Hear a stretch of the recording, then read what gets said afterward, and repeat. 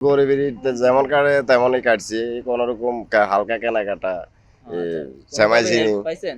না, কোনো তো আর্থিক সহযোগিতা পাই না। আমরা তো খুব গরিব মানুষ, গরিব শ্রেণীর লোক, ভূমিহীন, আমাদের কোনো ঘর বাড়ি নেই। আমরা এখানে থাকি দীর্ঘদিন যাবত, এখানে বসবাসরত।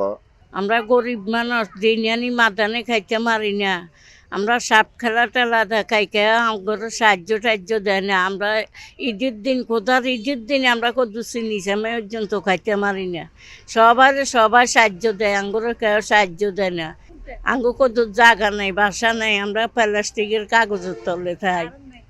তারপরে যাই ঈদের আজকে দিনকাল ভালো যায় না।